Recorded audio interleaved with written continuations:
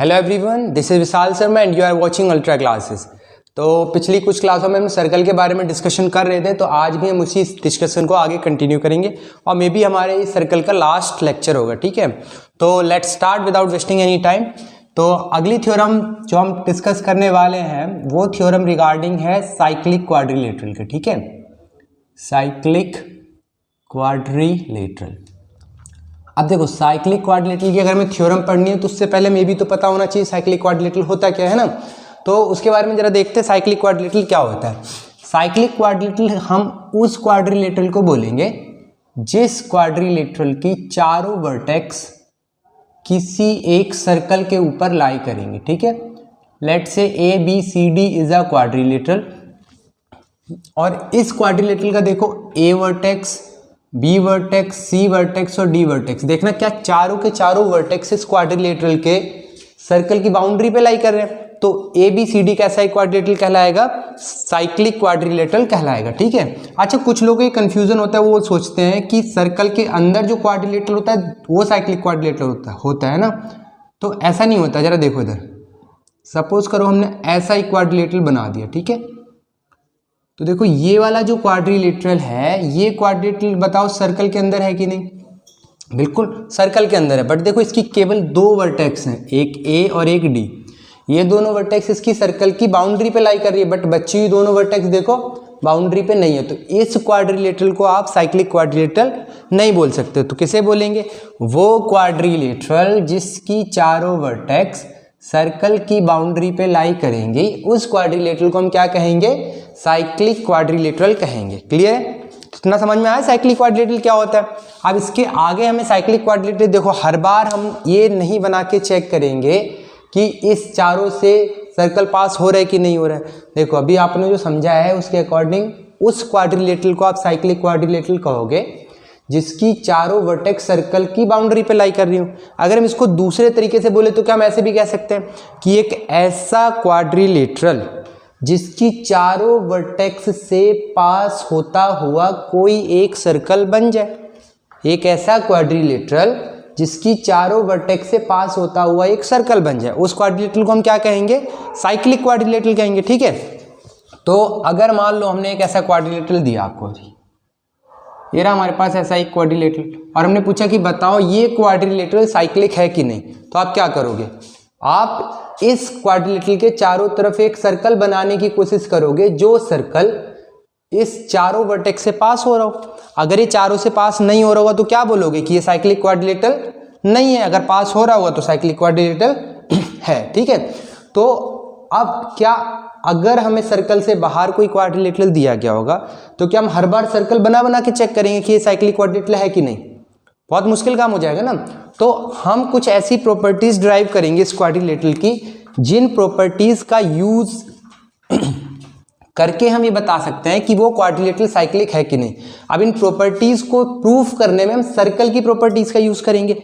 Means अगर कोई cyclic quadrilateral की प्रॉपर्टी सेटिस्फाई कर रहा है तो वो प्रॉपर्टी तो सर्कल की प्रॉपर्टी यूज करके तब प्रूफ हुई है।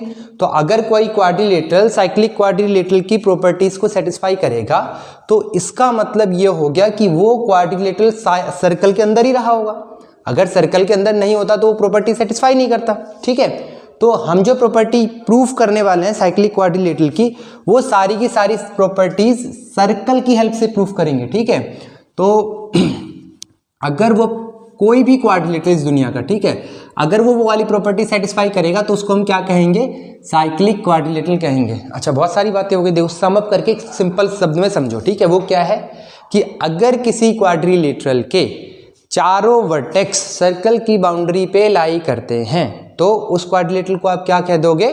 साइक्लिक क्वाड्रिलेटरल कह दोगे। क्लियर? चलो अब साइक्लिक क्वाड्रिलेटरल की कुछ प्रॉपर्टी है या फिर बोल दें कि कुछ थ्योरम्स हैं जो हमें प्रूफ करनी है ना। इंपॉर्टेंट है, थ्योरम्स एग्जाम में पूछी जाती हैं, तो ध्यान से समझना। ठीक, तो सपोज करो हमारे पास एक सर्कल है। ठीक, इस सर्कल के अंदर हमने एक साइक्लिक क्वाड्रिलेटरल बनाया। Let's say this is the cyclic quadrilateral in this circle. इसको हमने ए बोल दिया, इसको बी बोल दिया, इसको सी बोल दिया, इसको डी बोल दिया। तो पहली प्रॉपर्टी हम साइक्लिक क्वाड्रिलेटरल की प्रूफ करने जा रहे हैं, that is the opposite angles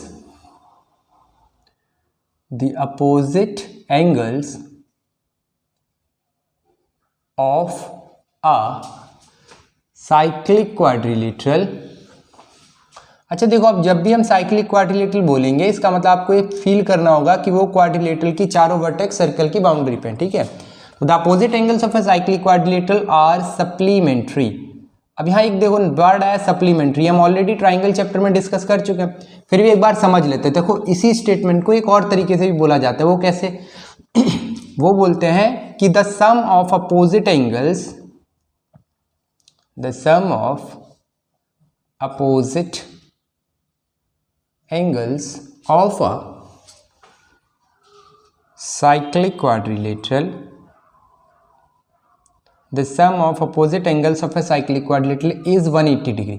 तो दोनों स्टेटमेंट एक दूसरे के इक्विवेलेंट है। या तो हम ऐसे बोल दें कि अपोजिट एंगल्स का सम 180 डिग्री होता है, या हम ऐसे बोल दें कि अपोजिट एंगल साइक्लिक क्वाड्रिलेटरल के कैसे होते हैं, बताओ, सप्लीमेंट्री, ठीक है। तो both are the same thing. मतलब हमें जो प्रूफ करना है वो क्या प्रूफ करना है जरा बताओ। हमें इस बार प्रूफ करना है कि एंगल ए, अच्छा बताओ इसके अपोजिट कौन सा एंगल होगा। देखो बी और डी के तो इसके एडजेसेंट एंगल है, इसके बगल में ये वाला एंगल है, और ये बी का ए का क्या है, देखो एडजेसेंट है। देखो इधर से ए का एडजेसेंट कौन है, बी, और इधर ए का एडजेसेंट कौन है, डी। तो ए का अपोजिट एंगल कौन दिख रहा है हमें, सी एंगल दिख रहा है क्या, देखो means we have to prove that angle A plus angle C is equal to 180 degree. Next angle B plus angle D is equal to 180 degree.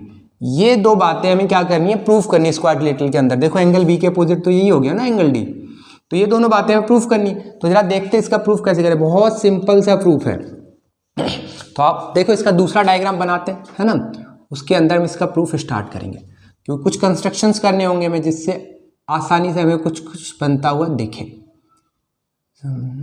चलो यहाँ से ऐसे आ गया। Let's say this is the A, this is B and this is C and this is D. Okay, so construction करते सबसे पहले क्या है कंस्ट्रक्शन, ज्वाइन कर दो A to C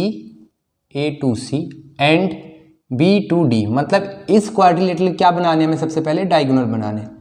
तो देखो ये डायगोनल बन गए, A to C and B to D हमने ज्वाइन कर दिया, ठीक है। अब इसके बाद देखो हम क्या देखने वाले, जरा लास्ट क्लास तक हमने जितनी भी थ्योरम्स प्रूफ की थी, है ना, उन थ्योरम्स का आज हम यूज करने वाले, जो ध्यान से समझना जरा, ठीक है।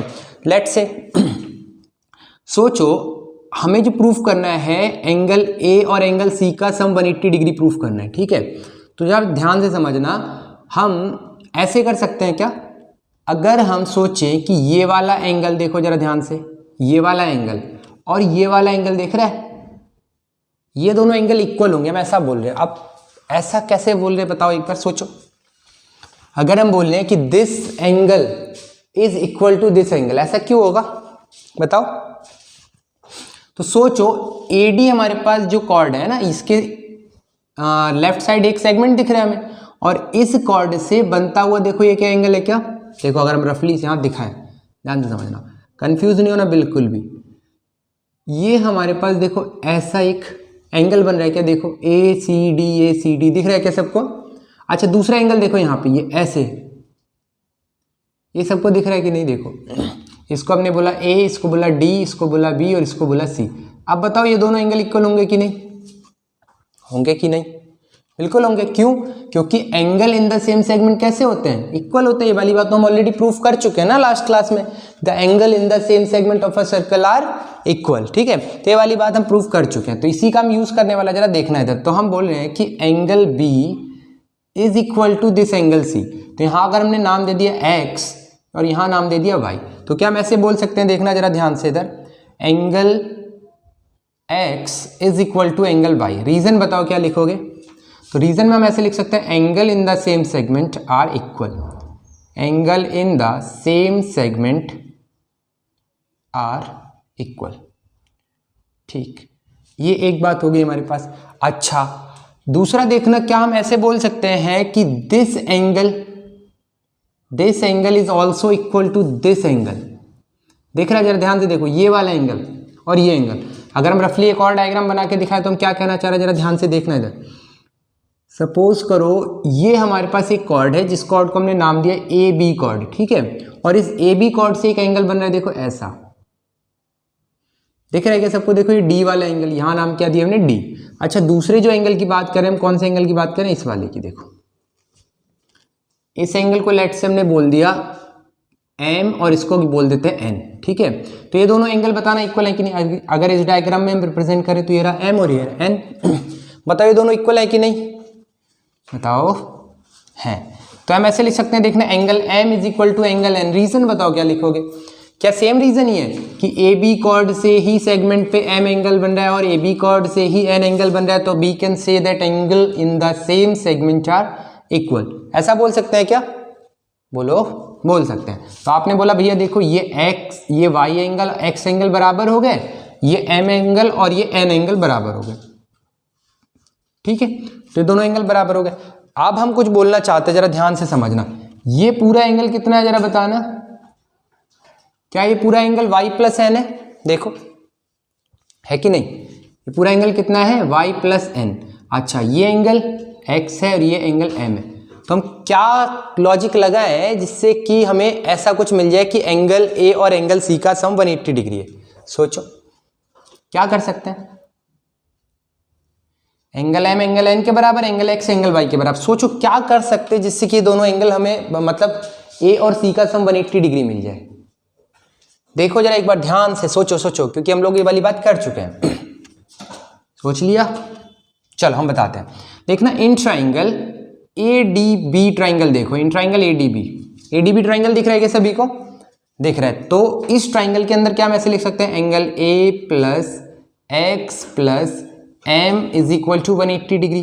बोलो क्या हम ऐसे लिख सकते हैं, angle A plus x plus m is equal to 180 degree. ऐसा लिख सकते हैं ना, इसमें कोई डाउट तो नहीं है। किसी भी ट्राइंगल के सारे एंगल्स का सम कितना होता है, बोलो 180 डिग्री।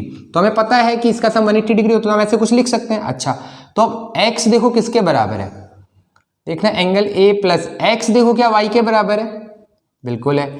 m देखना क्या n के बराबर है, बिल्कुल है, इज इक्वल टू 180 डिग्री।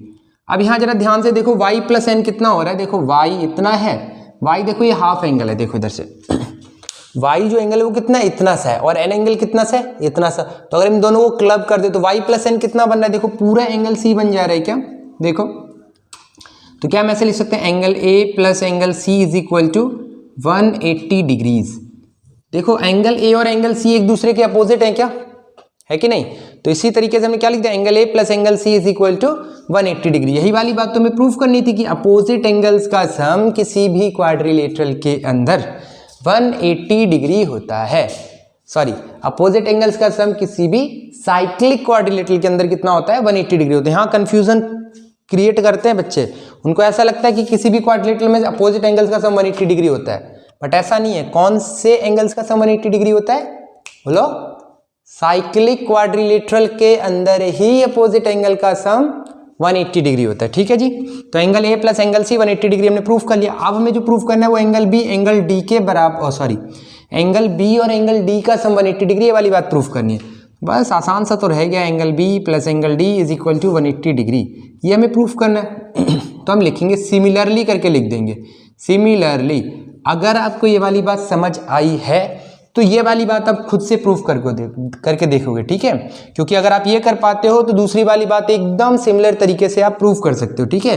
तो एक बात हमने प्रूफ करी, दूसरी बात को हमने क्या लिख दिया, similarly angle B plus angle D is equal to 180 degree. तो यहां से हम एक बात कंक्लूड कर सकते हैं कि द सम ऑफ अपोजिट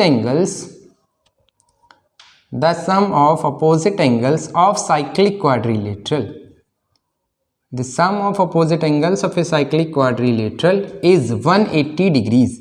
किसी भी क्वाड्रिलेटरल के अपोजिट एंगल का सम कितना होता है, 180 डिग्रीज।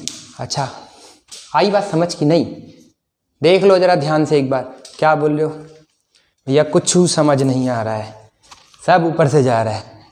ऐसा नहीं है, थोड़ा ध्यान से देखोगे तो आ जाएंगी चीज़ें, इतनी मुश्किल है नहीं जितनी आप सोच रहे हो, ठीक है, आसानी से हो जाएगी। तो ये वाली बात समझ में आई है, तो इस वाली बात को हम क्या कर देंगे, सिमिलरली करके लिख देंगे, ठीक है। आपका होमवर्क क्या है, इस वाली बात को आपको खुद से प्रूफ करना है, ठीक है।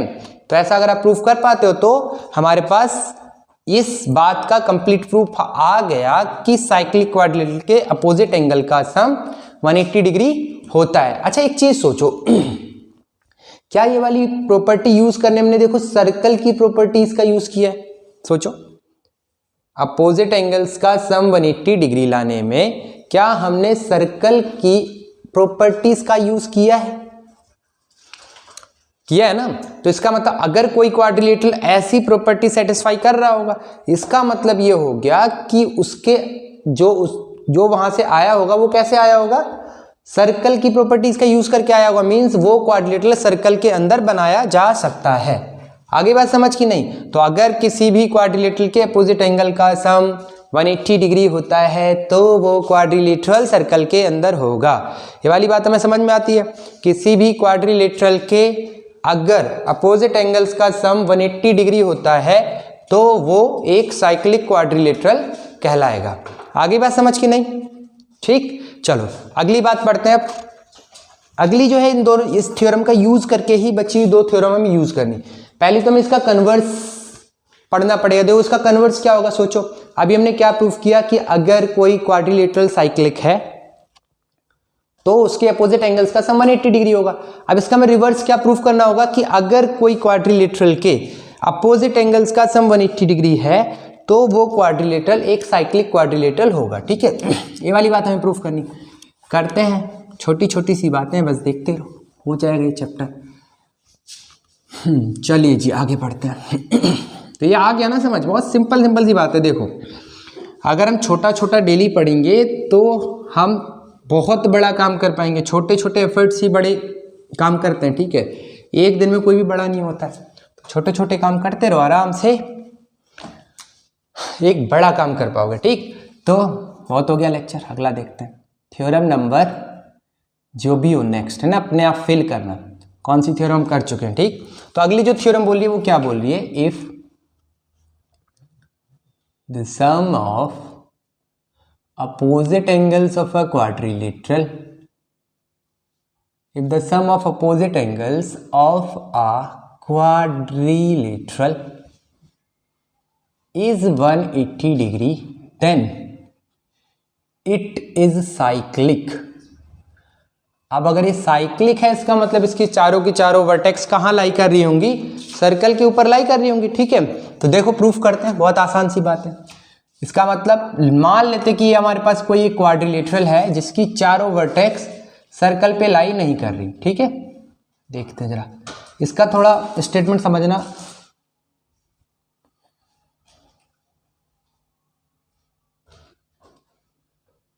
दोबारा से बनाते हैं।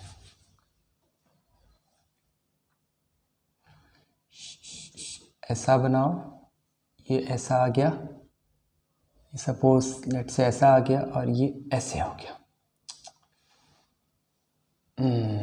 बन गया। चलो इसको हमने बोला ए, इसको बी, इसको सी और इसको डी। अब हमें क्या गिवन है कि इसके अपोजिट एंगल्स का सम 180 डिग्री है, ये वाली बात हमें गिवन है। ठीक है, तो देखते हैं। अच्छा रुको, डायग्राम थोड़ा सा गड़बड़ है, दोबारा से बनाते हैं। डायग्राम ऐसा कुछ बनेगा। देखो ये हमारे पास हो गया A B quadrilateral, sorry A B side हो गई। Let's say this is B C side, A B C है ना। और कहीं डी साइड ले लेते हैं अलग, ऐसा कुछ। ठीक, ये हमने ए बी सी इसको बोल दिया लेट से डी। ठीक है, तो हमें जो प्रूफ करना है वो क्या प्रूफ करना है, देखो गिवन क्या है पहले ये लिखते हैं। गिवन है कि अपोजिट एंगल्स का सम 180 डिग्री, तो बताओ ए के अपोजिट कौन है, सी है। तो हमें गिवन है कि angle A plus angle C is equal to कितना, 180 डिग्री। अच्छा देखो डी के अपोजिट कौन है, चेक करो, क्या डी के अपोजिट वी है? तो हम ऐसे लिख सकते हैं angle B plus angle D is equal to 180 degree. ये वाली बातें हमें गिवन है। अच्छा हमें प्रूफ क्या करना है, हमें प्रूफ करना है कि ये एक साइक्लिक क्वाड्रिलेटरल है। तो अगर साइक्लिक है इसका मतलब ए बी सी तो ऑलरेडी हमारे पास किसके ऊपर लाई कर रही है, सर्कल की बाउंड्री पर लाई कर रही है। हमें कुछ ऐसा करना होगा जिससे कि डी भी सर्कल की बाउंड्री पे लाई कर जाए, ऐसा कुछ हमें करना होगा। तो लेट्स से हम एक कंस्ट्रक्शन करते हैं। यहाँ से हमने एक लाइन बनाई, ये देखो, ठीक है। इस लाइन को हमने लेट से बोल दिया ई, मतलब सी डी लाइन सर्कल को जिस पॉइंट पे इंटरसेक्ट कर रही है उस पॉइंट को हमने कनेक्ट कर दिया विद द पॉइंट ए। तो यहां से हम क्या बोल सकते हैं कि ई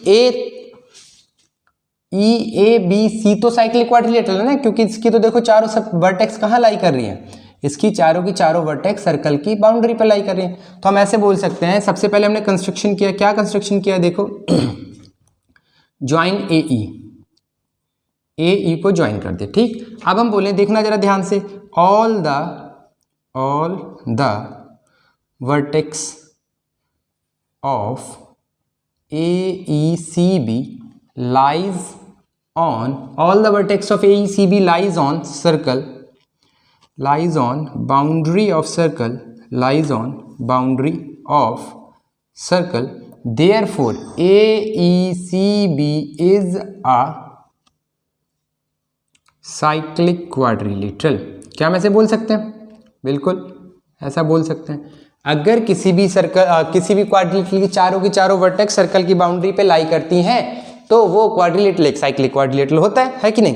तो AECB की तो चारों वर्टेक्स लाई कर रही है, अच्छा, तो इसका मतलब ये हुआ कि AECB एक साइक्लिक क्वाड्रिलेटरल है, सही बात है। अब अगर ये साइक्लिक क्वाड्रिलेटरल है तो अभी थोड़ी देर पहले हमने क्या प्रूफ किया है, अपोजिट एंगल्स का सम 180 डिग्री होता है, किसके अंदर, साइक्लिक क्वाड्रिलेटरल के अंदर। तो क्या हम ऐसे बोल सकते हैं, angle A plus angle C is equal to 180 degree, और दूसरा हम बोल सकते हैं कि angle B plus angle E is also equal to 180 degree. इसको बोल दिया हमने मान लो इक्वेशन नंबर 1, इसको बोल दिया इक्वेशन नंबर 2, ठीक है।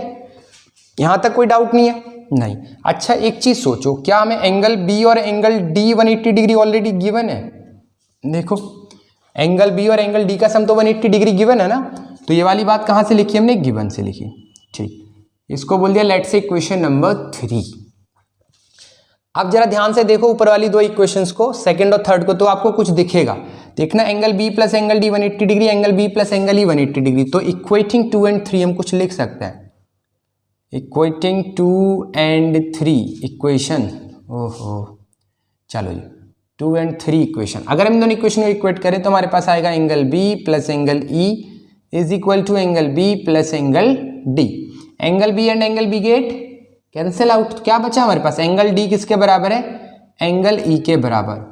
अच्छा भैया, ये तो आपने प्रूफ कर दिया, बट इससे निकला क्या, इससे तो कुछ भी नहीं निकला। एंगल D एंगल E के बराबर है, इससे क्या निकला, क्या बोलोगे अब, ऐसे तो कुछ भाई बन ही नहीं रहा। जरा देखना, ADE ट्राइंगल बना रहे हैं हम, जरा देखो, इस ट्राइंगल को हमने बोला, सॉरी, इस वर्टेक्स को बोला A, इसको बोला D और इसको बोला E, ये कुछ बना रहे हैं हम, जरा देखना। आप बोलो कि ये वाला एंगल ना भैया इसके बराबर होगा, अच्छा ऐसा भी होता है। अगर ऐसा होता तो हमने एक थ्योरम पढ़ी है ट्राइंगल के अंदर, वो थ्योरम क्या बोलती है, the sum of two interior angle of a triangle is equal to exterior angle, sum of two interior angle is equal to opposite exterior angle. तो क्या आप ऐसे बोलना चाह रहे हो, उस प्रॉपर्टी के according the sum of two interior angle is equal to opposite exterior angle. Angle A plus angle D, देखो दो इंटीरियर एंगल है, इनके अपोजिट एंगल कौन है, एंगल E है। तो क्या आप ऐसे बोलना चाह रहे हो कि भैया angle A plus angle D तो एंगल E के बराबर होता है, ये हम बहुत अच्छे से जानते हैं क्योंकि हमने ट्राइंगल के अंदर ये वाली बात प्रूफ की है, और ये वाली बात हमें बिल्कुल अच्छे से फील है कि A और D का सम तो भैया E के बराबर होगा। और आप बोल रहे हो ना कि एंगल D और एंगल E बराबर है, अच्छा तो ऐसा तो जब भी हो सकता है जब एंगल A क्या हो, 0 हो। सोचो, एंगल D और एंगल E बराबर कब हो सकता है, जब एंगल A कितना हो जाए, 0 हो जाए। अब एंगल A 0 हो गया तो क्या ट्राइंगल रहेगा, सोचो थोड़ा सोचो, दिमाग पे जोर डालो।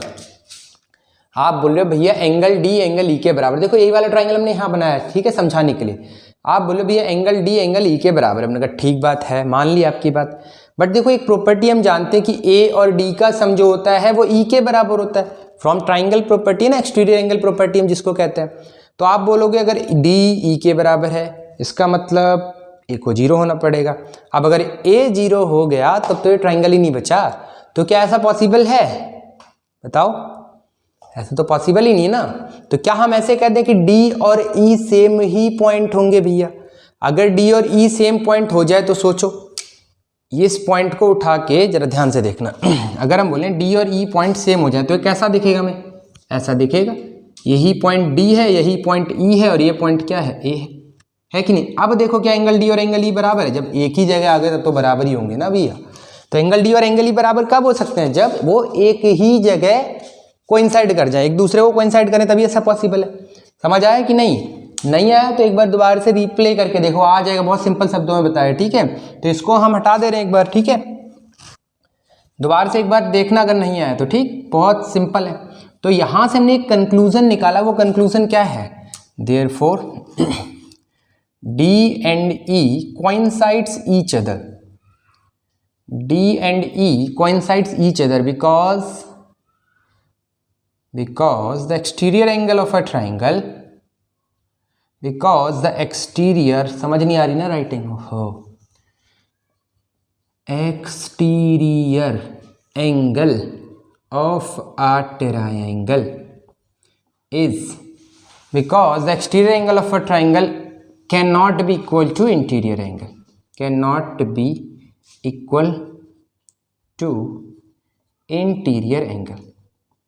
तो अब अगर E और D पॉइंट कोइंसाइड कर दे तो ये बात प्रूफ हो गई ना कि D कहाँ लाई कर रहा है? D सर्कल के सरकमफ्रेंस पे लाई कर रहा है। तो यहां से क्या हम कंक्लूड कर सकते हैं? Therefore it proves that ABCD is a cyclic quadrilateral. बोलो, हो गई ये वाली बात प्रूफ की नहीं? अभी भी अगर कोई डाउट हो तो देख लो एक बार। कोई डाउट है तो पूछो, देखो है कोई डाउट? नहीं है तो फिर आगे बढ़ते हैं, देख लो जरा। ये एक बात समझने वाली थी इस पूरी थ्योरम के अंदर, ठीक है। तो अगर ये समझ में आया तो बहुत ही अच्छी बात है, और समझ में आई क्या होगा ना, नहीं आया तो एक बार रिप्ले करके देख लो, आ जाएगा, ठीक है। ऐसी कोई दिक्कत की बात नहीं है। डी और ई कोइंसाइड करेंगे तभी हमारे पास ABCD कैसा बनेगा? एक साइक्लिक क्वाड्रिलेटरल बन जाएगा। तो ये दो थ्योरम्स थी जो बहुत ही इंपॉर्टेंट थ्योरम है हमारी साइक्लिक क्वाड्रिलेटरल की, ठीक है। एक और थ्योरम है, उसको और प्रूफ करते हैं, ठीक। चलो देखते हैं, बहुत आसान सी बात है। इसके अंदर क्या प्रूफ किया हमने, एक बार रिवाइज करवाओ, बोलो। इसके अंदर हमने प्रूफ किया कि अगर किसी भी क्वाड्रिलेटरल के सारे एंगल्स का सम 180 डिग्री होता है तो वो क्वाड्रिलेटरल एक साइक्लिक क्वाड्रिलेटरल बन जाता है। आई बात समझ की नहीं? अगर किसी भी क्वाड्रिलेटरल के सारे अपोजिट एंगल्स का सम 180 डिग्री होता है then that quadrilateral is a cyclic quadrilateral. ठीक है जी। चलो नेक्स्ट थ्योरम देखते हैं। Theorem number, fill in the blanks, अपने आप फिल करो इसको, कौन सी थ्योरम हम कर रहे हैं, ठीक है जी। चलो नेक्स्ट थ्योरम बोलती क्या है? According to next theorem the exterior angle of a cyclic quadrilateral is equal to the opposite interior angle. ठीक है, the exterior angle of a cyclic quadrilateral is equal to opposite interior angle.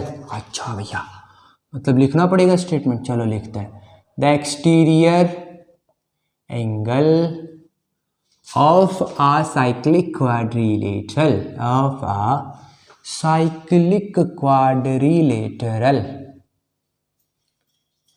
is equal to opposite writing समझ आ रही है ना? देख लेना थोड़ा ध्यान से। Is equal to opposite interior angle, ये वाली बात हमको प्रूफ करनी है। चलो करते हैं। सपोज करो हमारे पास ये क्या है, एक सर्कल है। इस सर्कल के अंदर अगर हम एक साइक्लिक क्वाड्रिलेटरल बनाते हैं, देखो बना दिया। अरे भैया कैसी भाषा बोल रहे हो? ABCD। सपोज करो हमारे पास एक साइक्लिक क्वाड्रिलेटरल है और ये इस साइक्लिक क्वाड्रिलेटरल का क्या है, exterior angle. Then what we have to prove is, we have to prove that this angle will be equal to opposite interior angle। बताओ कौन है इसका अपोजिट इंटीरियर एंगल? देखो ये वाला एंगल जो है ना, इसका बगल वाला एंगल है, और बगल वाले के अपोजिट कौन है, D है। तो हमको क्या प्रूफ करना है इस बार हमको प्रूव करना है कि एंगल CBE जो है, भैया एंगल CBE कहाँ है? CBE देखो ध्यान से, देखो है यहीं पे। Angle CBE is equal to angle कौन सा एंगल, this angle is equal to this angle. तो कैसे लिखें? आप बोल रहे हो एंगल ADC के बराबर है, ये वाली बात तो प्रूफ करनी है। द सम, देखो पढ़ो, the exterior angle of a cyclic quadrilateral is equal to opposite interior angle, mean this angle is equal to this angle. ये हमें प्रूफ करना है। अच्छा भैया गिवन क्या क्या, ये भी तो बता दो। गिवन साफ साफ है, देखो क्या गिवन है, साइक्लिक क्वाड्रिलेटरल। कैसा है ये क्वाड्रिलेटरल? साइक्लिक है। ABCD is a cyclic quadrilateral. भैया इससे तो हम समझे नहीं कि क्या दिया है। अच्छा नहीं समझे तो पिछली दो थ्योरम में क्या किया है, पिछली दो थ्योरम में क्या प्रूफ किए हो कि ABCD अगर एक साइक्लिक क्वाड्रिलेटरल होता है तो उस केस में angle A plus angle C कितना होता है बताओ। एंगल A और एंगल C का सम होता है 180 डिग्री। अच्छा जी, एंगल B और एंगल D का सम कितना होता है फिर ये बता दो। भैया एंगल B और एंगल D का सम भी तो 180 डिग्री होता है, तो दोनों साइक्लिक क्वाड्रिलेटरल की प्रॉपर्टी है। अच्छा तो प्रूफ देख लें, ये तो हमारे पास हो गया गिवन डेटा और टू प्रूफ की क्या प्रूफ करना है। तो ये वाला एंगल इसके बराबर प्रूफ करना है। तो भैया हम एक बात जानते हैं, पता क्या, एंगल B प्लस, अच्छा पूरा लिखते हैं, पता है क्यों, क्योंकि यहाँ कंफ्यूजन हो जाएगी, ये एंगल B है, ये एंगल B, कौन सा एंगल B ले रहे हो भैया, तो दिक्कत हो जाएगी। तो हम एक काम करते हैं, ऐसे लिखते हैं, इन क्वाड्रिलेटरल ABCD क्वाड्रिलेटरल में हम बोल रहे हैं भैया angle ABC plus angle ADC